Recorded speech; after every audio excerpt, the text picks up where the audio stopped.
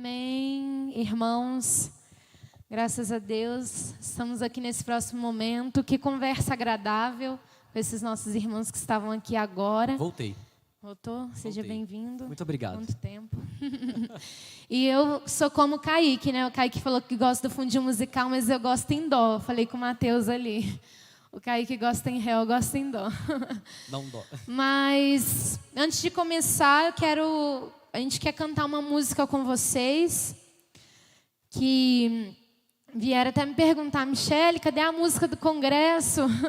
Falei, vai ser agora, chegou o momento, vamos lá, porque esse momento, essa pregação que a gente vai fazer agora, tem tudo a ver com isso. Então, eu estou sentindo que esse momento está tipo um Thalita Cum, a gente convidando a fechar os olhos várias vezes. Mas eu quero convidar mais uma vez, feche os seus olhos e vive profundamente esse momento, para que seja realmente um momento ungido na sua vida. Um momento não como outros, né? Eu vim da pregação do Kaique muito tocada e não quero sair desse clima, né? Eu quero voltar. E, amém, feche os seus olhos e escuta essa canção que nós vamos cantar agora.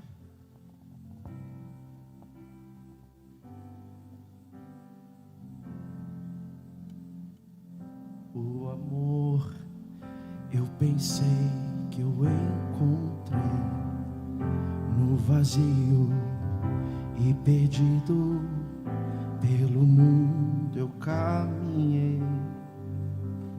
Fui eu que gastei toda a minha herança e vivi a vida de extravagância, mas me lembrei do seu amor, do seu amor.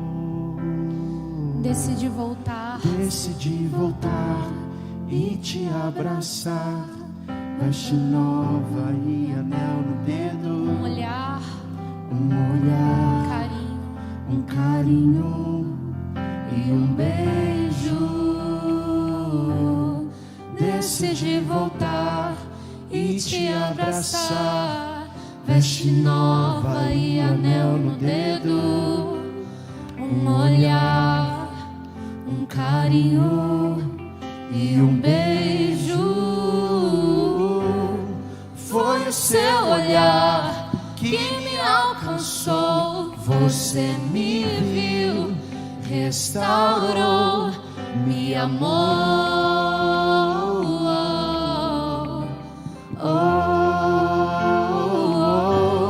Foi o seu olhar que me alcançou. Você me viu, restaurou, me esperou.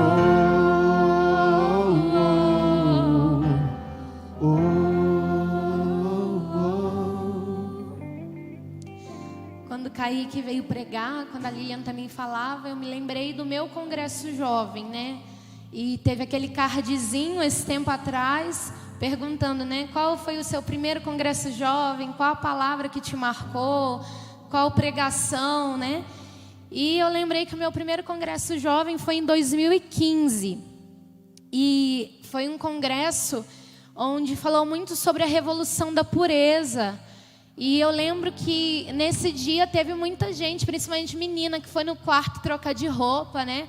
Eu estou falando de uma coisa externa, mas o que Deus tocou dentro para a pessoa ter uma atitude externa foi algo muito profundo. É um tempo que eu estava na comunidade de Aliança, sou natural de Barbacena, Minas Gerais. E eu estava caminhando meio torto, sabe?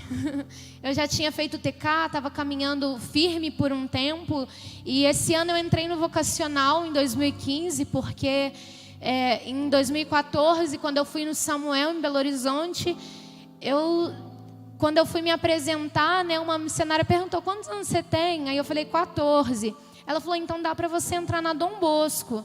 Aí eu falei, o que é Dom Bosco, né? Aí eu fui perguntar às meninas, gente, o que é Dom Bosco? Eles falaram, é uma fraternidade onde são adolescentes que querem dar sua vida para Deus, mas ainda não têm 18 anos e ainda não podem ir para a formação, né?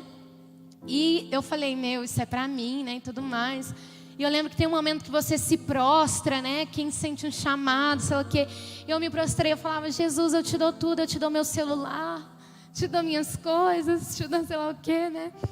E entreguei tudo para Ele. E nesse ano eu estava meio assim, né? Eu vivi uma experiência com Deus, mas eu senti que por muito tempo eu não caminhei firme naquela primeira escolha que eu tinha feito, né? E foi um ano que até nas minhas amizades, mesmo dentro da comunidade, estava muito difícil. Às vezes nós saíamos não para louvar a Deus, não para caminhar com Ele, mas para fazer muitas coisas que não deviam, né? Mesmo estando dentro. E nesse congresso jovem, assim, me veio a transformação. Veio Jesus me chamando, a Michele, não dá mais para continuar assim, né? Se tivesse aquela música, a música na época seria, para mim, já não há mais volta. A minha playlist. E eu lembro que no salmo desse congresso jovem, eu lembro até que foi o Kaique que cantou, ele cantou "Criar em mim um coração que seja puro", que foi a música que nós cantamos hoje no ato penitencial. Eu lembro que eu peguei meu celular, eu gravei na hora do lugar que eu estava mais profundo, e eu ficava escutando aquilo depois. Eu amei tanto esse congresso que a gente tinha uma pulseirinha, eu fiquei, acho que uma semana com aquela pulseirinha de tão bom que foi. Falei, tem alguma coisa que precisa me lembrar o que esse congresso fez dentro de mim, né?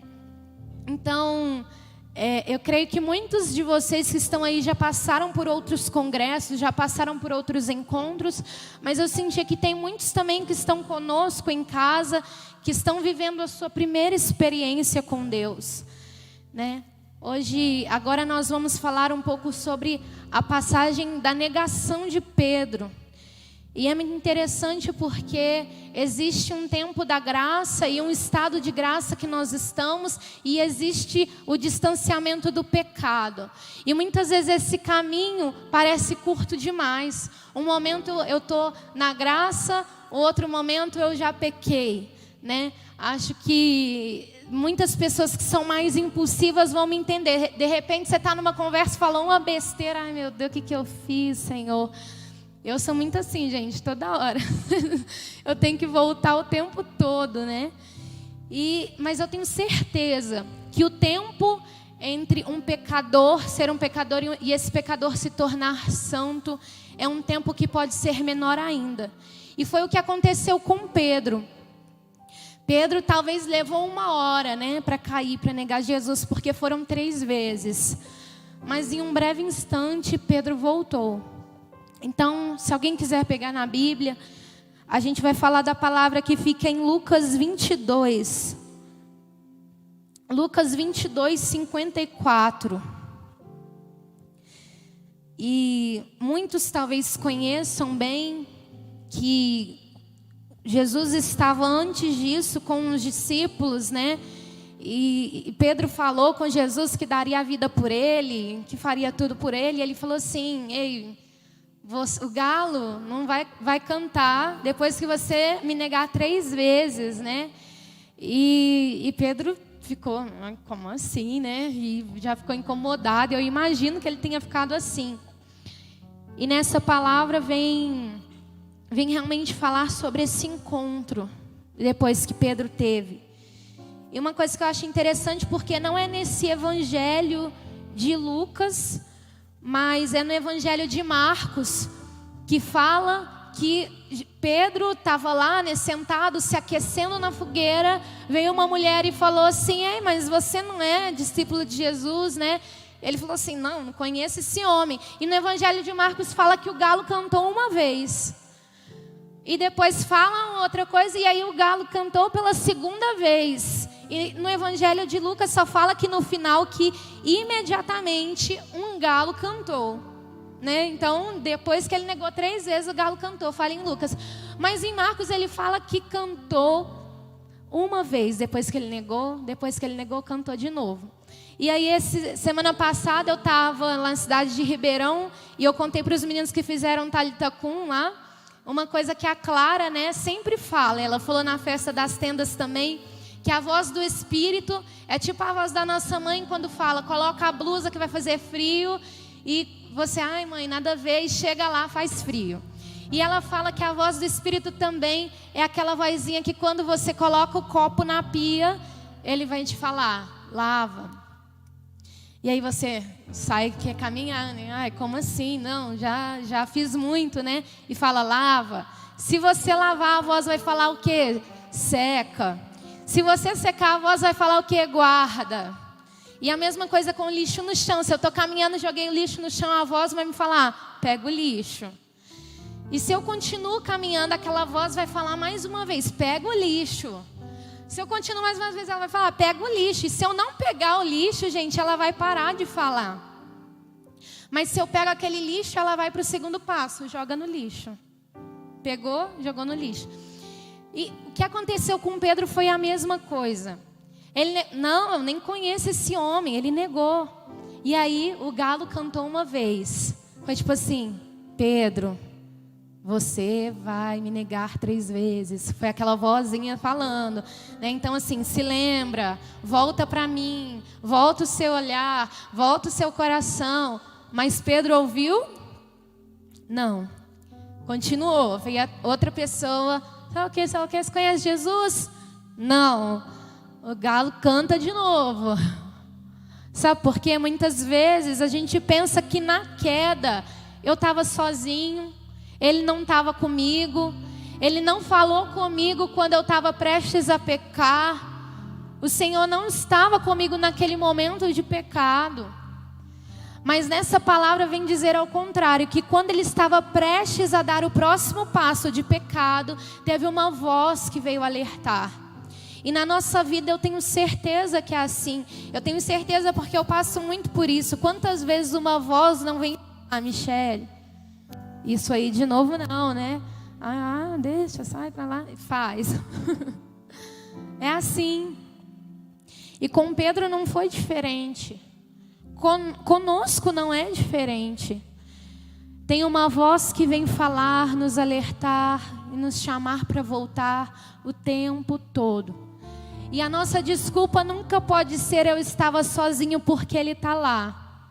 E Jesus não fica lá só observando, deixa eu ver, igual quando foi Deus, né, com Adão e Eva. Será que Ele só ficou lá do alto olhando? Vamos ver se vai pecar, se não vai. Vamos ver se vai comer, se não vai comer.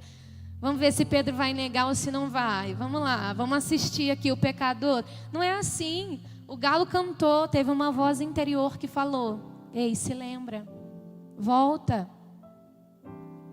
Mas ele não voltou.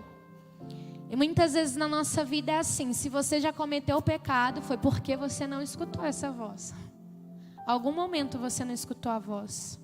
Porque se você tivesse escutado, você nunca pecaria. Uma voz não bastou, Jesus manda outra. Outro galo canta.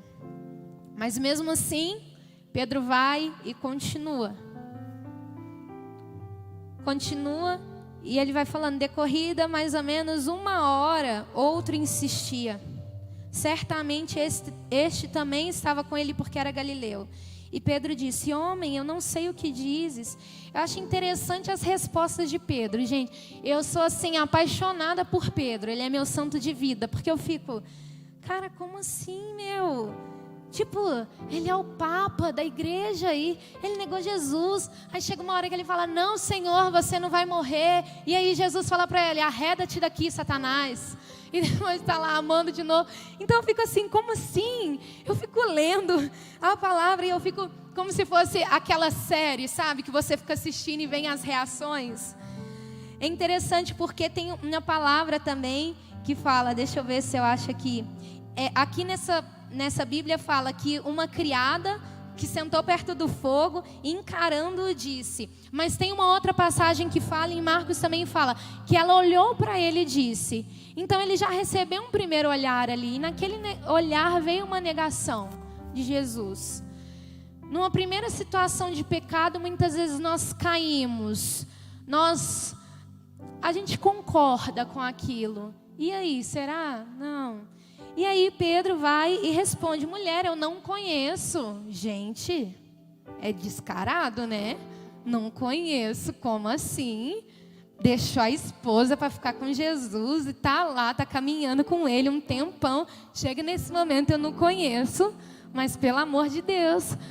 Gente, e nós somos assim. Quando vem uma oportunidade, nós caímos, nós compactuamos com aquilo, é como se nós disséssemos, eu não conheço. Enfim, vocês conhecem e perguntam 3 vezes, as 3 vezes ele nega. E aí o que acontece? O galo canta. Aí sim, aqui nessa passagem. Imediatamente, enquanto ele ainda falava, eu não conheço esse homem, o galo cantou. Nesse momento, gente, que é a 3ª vez que ele escutou aquela voz, que no caso o galo cantou, pensa o que Pedro não deve ter sentido dentro dele. Pensa a vergonha dele. Não sei vocês, mas muitas vezes quando eu peco, um sentimento que me vem é vergonha.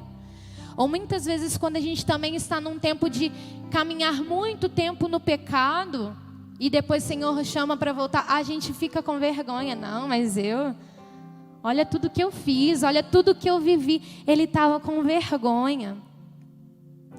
Talvez ele sentiu essa vergonha, e essa vergonha muitas vezes eu e você sente, de falar eu não sou digno, olha o que eu fiz, como assim eu caí, mas de novo nisso. E aí eu quero convidar agora você a pensar talvez na situação de pecado que você se encontra, ou até mesmo que você já se encontrou, e se você sentiu essa vergonha. Mas gente, a vergonha não converte ninguém. Porque se não tivesse continuado a história e tivesse ficado só no galo cantor, talvez Jesus não teria ressuscitado e aparecido para Pedro. Porque ele poderia ter feito o mesmo que Judas fez. De vergonha, ter se enforcado. De vergonha, não ter voltado mais. Então isso que o Kaique falava agora me tocou profundamente, porque é isso. Enquanto o meu coração estiver disposto à volta, gente, tem uma saída. Enquanto o meu coração quiser voltar, enquanto o meu coração ainda desejar, tiver um pinguinho no fundo, ainda tem saída. Mas quando eu não tiver mais esse desejo pela volta e eu permanecer somente na vergonha, aí não vai mudar nada, e eu vou continuar do mesmo jeito. E quantas vezes isso acontece com a gente? Quantas vezes a gente fica parado na vergonha, porque a vergonha vai nos destruindo. Como eu fui capaz de fazer? Mas de novo, mas eu fiz isso, mas como assim? E aí eu não sou digno, eu vou fazer isso, eu vou fazer aquilo. Gente, saiamos da vergonha. E Jesus fez isso com Pedro. Eu fico imaginando o que será que estava acontecendo nesse exato momento, né? E tem palavras que falam aqui, não narra exatamente enquanto isso Jesus estava, não, ele só fala que Jesus passou, fixou o olhar em Pedro.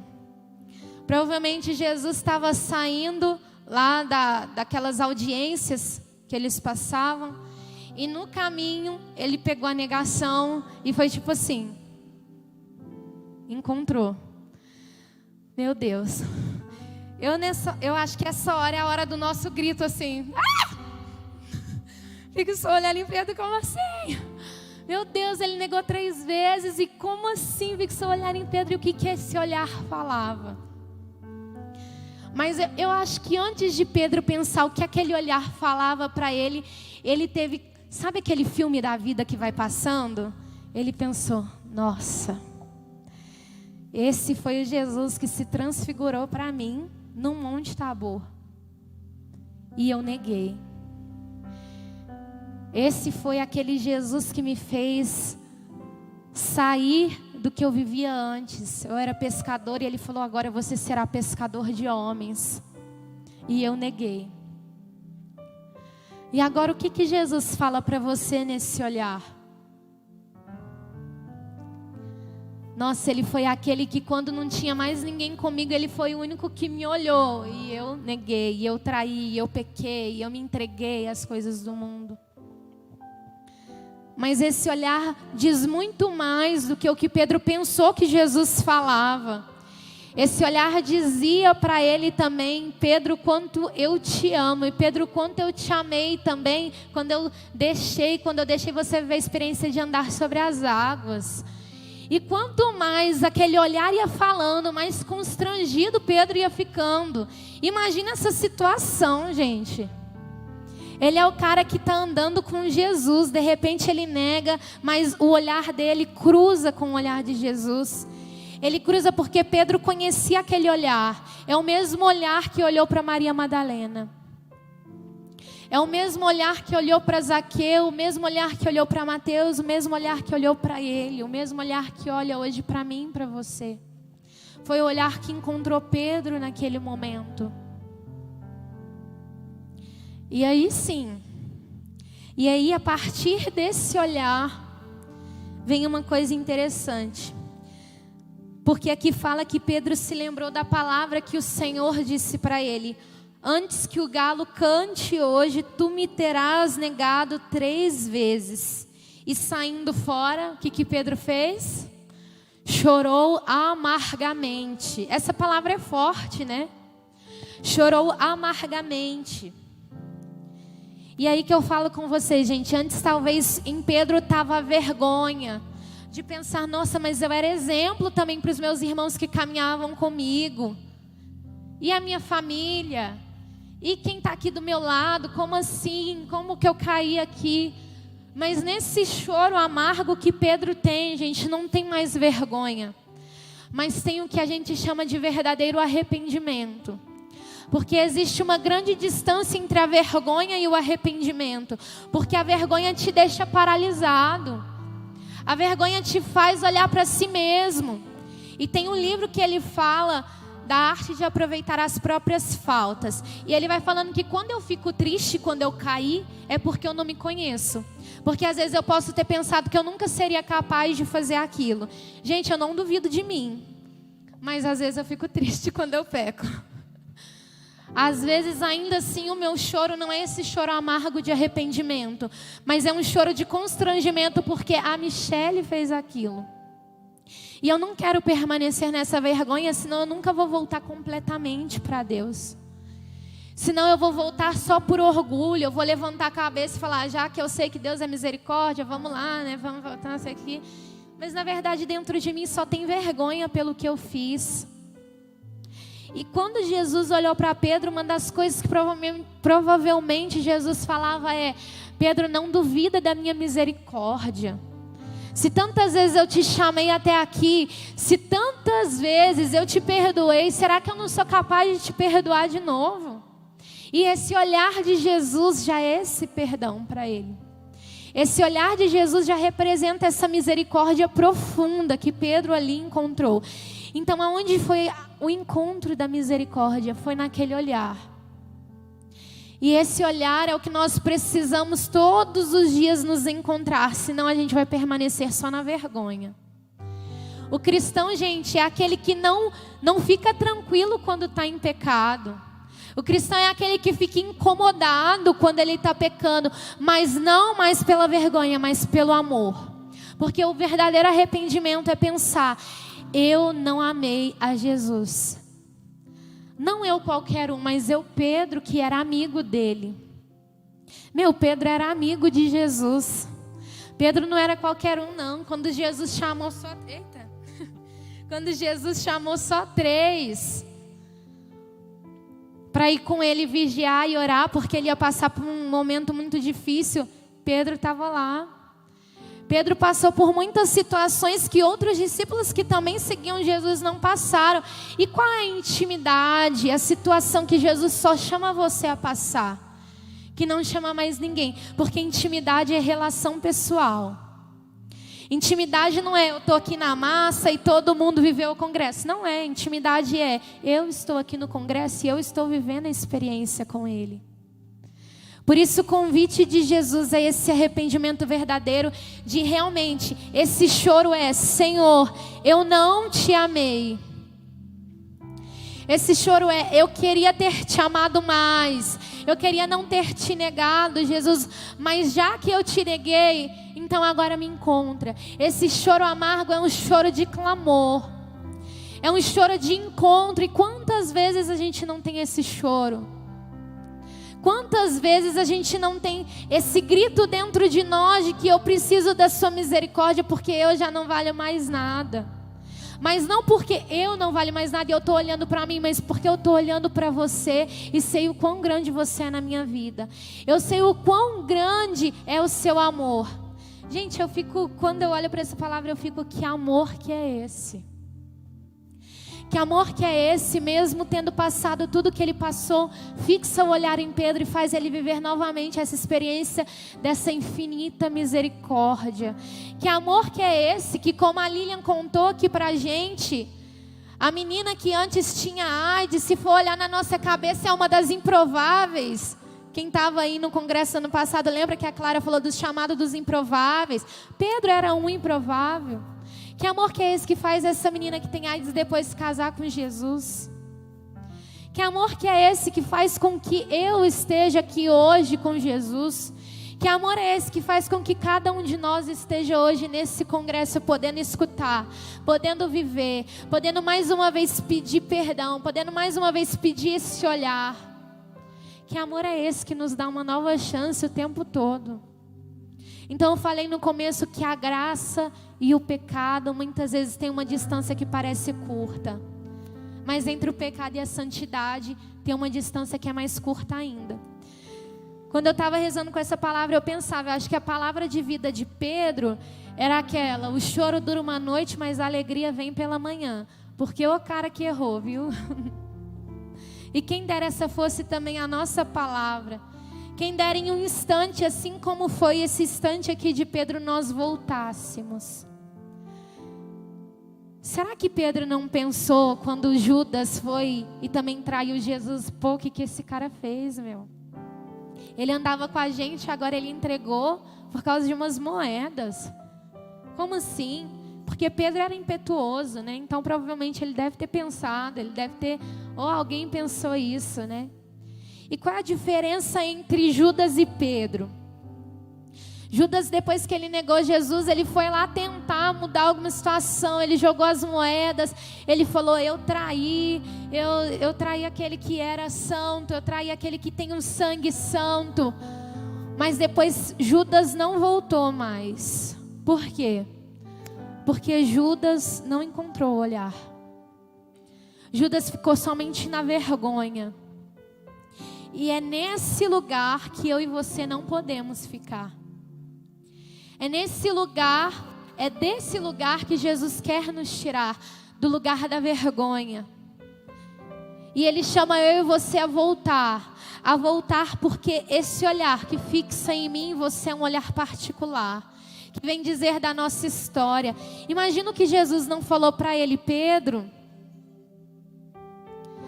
eu ainda te amo. Esse olhar falava isso: Pedro, eu ainda te amo e eu quero que você volte para mim, porque eu vim aqui agora, mesmo agora caminhando para a minha morte, te resgatar com o meu olhar. Porque se eu falei que eu ia dar minha vida, eu não sou um homem de duas palavras, eu vou até o fim com você. Então para nós talvez falte isso, sair da vergonha e chegar ao verdadeiro arrependimento. E seguindo essa mesma linha de raciocínio que a Michelle trouxe aqui, através dessa palavra, eu tenho certeza que muitos que estão em casa também são Pedros. Muitos que estão aqui hoje também já foram Pedros em algum momento. Muitos já viveram a experiência verdadeira e genuína com amor, com o Espírito Santo, e mesmo assim abandonaram esse amor. Tem uma história muito interessante que eu vou trazer aqui para vocês. Certa vez em 1907, alguns missionários ficaram sabendo sobre um grande mover que Deus estava fazendo no país de Gales, ao redor de toda a Índia. E esses missionários falaram assim: por que nós não podemos pegar esse mesmo mover e levar para a nossa cidade? Esses missionários eram de uma cidade que se chama Pyongyang, fica na Coreia do Norte. E dado esse grande mover que eles viram que estavam acontecendo, eles resolveram começar algumas reuniões. Então eles falaram assim: não, galera, vamos fazer o seguinte, ó. Toda quinta-feira à noite, vamos reunir lá na igreja, a gente monta uma rodinha de oração e vamos começar a clamar pelo avivamento na nossa cidade, porque eu quero ver o derramar de Deus aqui, eu quero ver o sobrenatural rasgando, eu quero ver curas, eu quero ver milagres. E aí no meio de toda aquela adoração, no meio de toda aquela oração, um dos líderes tomou a palavra e falou assim: eu quero falar uma coisa aqui. Naquele momento, toda a assembleia parou, falou assim: olha, o cara vai liberar uma palavra de profecia do nosso avivamento. E aí o líder fala assim: o meu melhor amigo, quando ele morreu, deixou para mim toda a sua herança, para que eu pudesse sustentar a família dele. Mas eu quero pedir perdão diante de toda a comunidade, porque eu roubei o meu melhor amigo. Naquele momento todos impactados, então esse líder começou a chorar, enquanto as lágrimas escorriam do seu rosto. Outro líder se levantou e falou assim: eu também preciso pedir perdão. Eu estou vivendo em adultério. Naquele mesmo segundo, um outro líder viu e falou assim: eu também preciso pedir perdão, porque eu tenho problemas com mentiras. E é muito curioso a gente se colocar também nessa passagem de Pedro, porque Pedro estava debaixo da presença. Muitos que estão aqui estão debaixo da presença, e muitos também que estão aqui já caíram, mesmo tendo conhecido a presença. Esses líderes oravam por avivamento, esses líderes oravam por uma transformação. Cara, quem aqui não quer ver um avivamento no Brasil? Oro por isso toda noite. Eu oro para que de verdade um grande mover de Deus invada o Brasil, mas um grande mover que mude tudo, que mude a política, que abaixe o nível de criminalidade, que acabe com a prostituição, que acabe com a fome. Mas antes de tudo isso acontecer, nós precisamos passar por um período de arrependimento. Pedro, se a gente vê o livro de Atos dos Apóstolos, Pedro, Paulo se tornaram grandes pregadores, mas Pedro antes teve que viver esse momento de arrependimento. Em Joel capítulo 3 versículo 1 diz: depois disto derramarei o meu espírito sobre toda a carne, vossos filhos e vossas filhas profetizarão, vossos anciãos terão sonhos, vossos jovens terão visões. Em algumas outras traduções, onde é dito toda a carne, é dito todos os povos. Deus nos dá uma promessa: olha filho, eu derramarei do meu espírito sobre todos os povos. Você quer avivamento? Toma avivamento. Toma avivamento. Mas o problema nosso é sonhar tanto com isso e esquecer do processo. Se a gente volta uma folha antes da Bíblia, a gente vê assim, ó, o profeta fala assim, ó: agora portanto, oráculo de Yahvé, retornai a mim de todo o vosso coração, com jejum, com lágrimas e gritos de luto. O grande problema é que muitas vezes nós não sabemos viver esse processo de arrependimento como Pedro viveu. Assim como a Michele falava, entre a diferença de Judas e Pedro, nós temos que estar atentos constantemente. Por quê? Porque o inimigo quer atrapalhar esse processo de arrependimento. O inimigo não quer deixar o arrependimento acontecer. O inimigo, ele quer trazer vergonha e culpa e fazer com que nós fiquemos parados nessa vergonha, nessa culpa, que nós não voltemos para o Pai. Olha, cara, eu errei, eu caí em adultério, eu menti, eu roubei. Então fica aí, porque você não presta, você não é digno de voltar para o Pai. Isso é o que o inimigo tem feito com muitas pessoas. E eu sinto aqui de falar que muitas pessoas que estão assistindo aí do sofá e da casa onde vocês estiverem, caíram nesse período de pandemia. E o inimigo tem feito isso com você, e você tem caído na do inimigo. O inimigo tem te acusado, e você tem consentido com isso. Você não tem vivido o seu processo de arrependimento. Nós precisamos sair disso, porque arrependimento não tem nada a ver com acusação. Arrependimento tem a ver com abrir espaço para restauração, para redenção. Se nós pegarmos o Antigo Testamento, a gente vê que constantemente Deus descia ao Éden toda tarde para poder falar com Adão. Deus tem essa necessidade, Deus quer, e o homem precisa disso. Essa relação entre homem e Deus também espera, entre Deus e o homem. E no princípio era assim, claro, até que chegou o primeiro pecado e tudo acabou. O arrependimento é o caminho inverso que Deus nos dá para que nós possamos voltar até Ele. O arrependimento é o canal que Deus nos dá, a possibilidade de nós nos reconciliarmos com Ele. Para isso que a gente tem o sacramento da reconciliação, o sacramento da confissão, a misericórdia de Deus, perdoai 70 vezes 7. E é exatamente isso que Deus quer fazer conosco. E quando Jesus veio até a terra, foi exatamente isso que Ele fez. Ele refez todo o processo. Tudo que Adão fez de errado, Jesus fez de certo.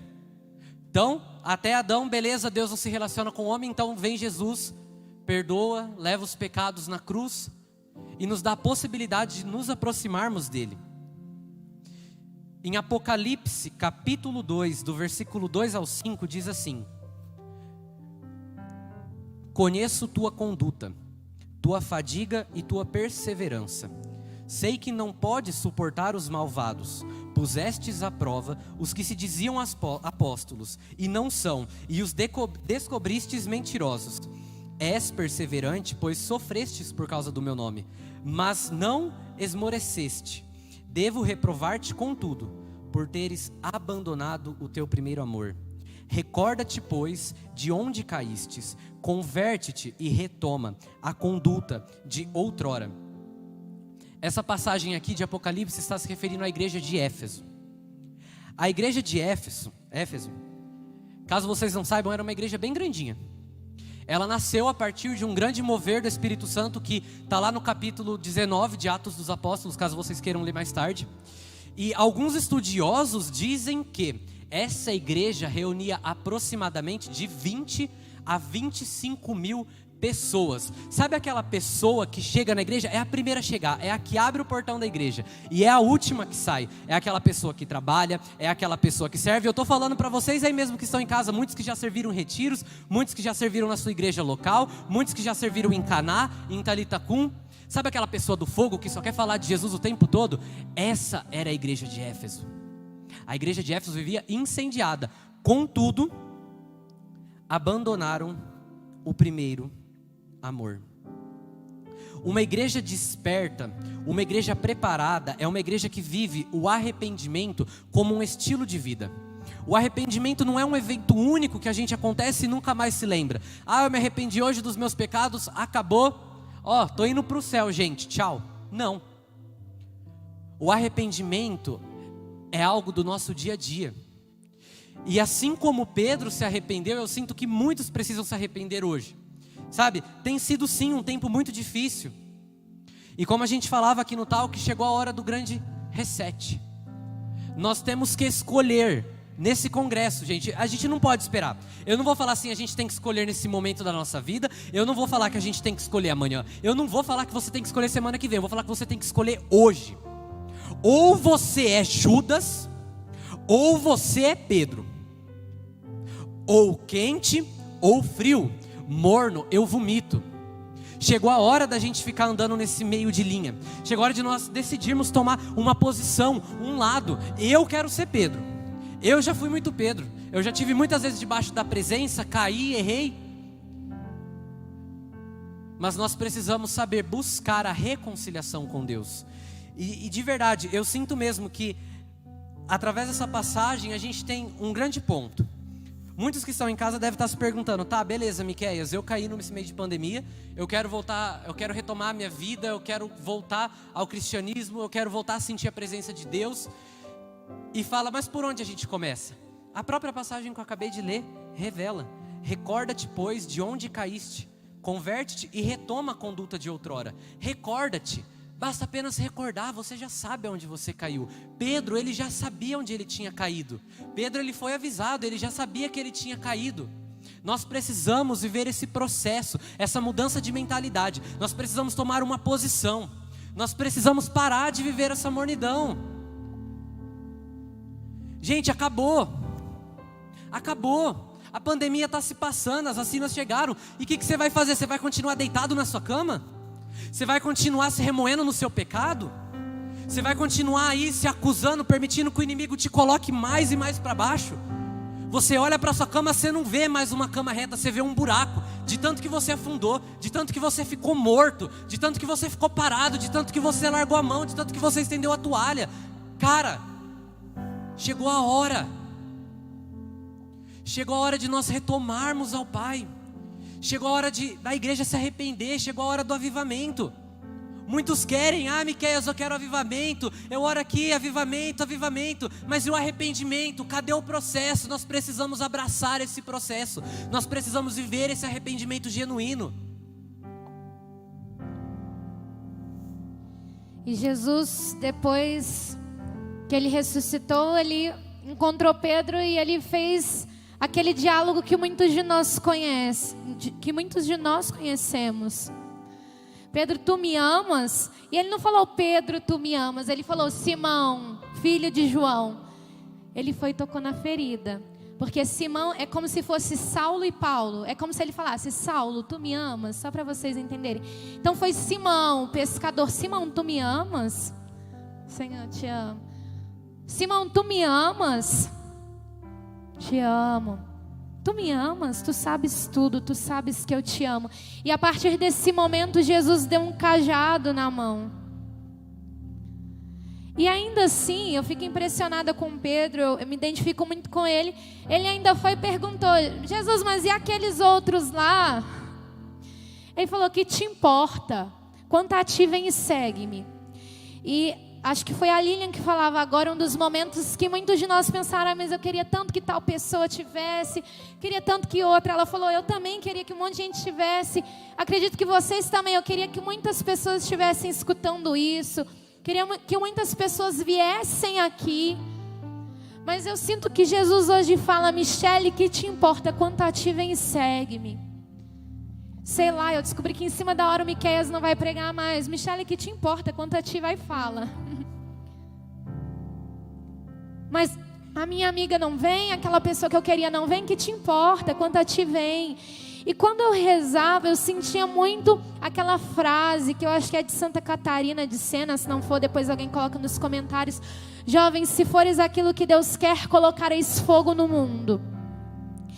E eu fico muito tocada porque Pedro foi o homem que Jesus quis que ele fosse. Ele foi um homem que amou muito Jesus, por isso que hoje ele é um exemplo para cada um de nós. Por isso que aquele olhar que fixou sobre Pedro, aquele olhar que atraiu Pedro, que seduziu Pedro, que fez com que ele voltasse, hoje é o mesmo olhar que também me olha, me toca, que faz eu dizer: eu quero voltar, Senhor. Aquele mesmo sentimento que Pedro teve de que eu feri Jesus, hoje é o mesmo sentimento que nós temos.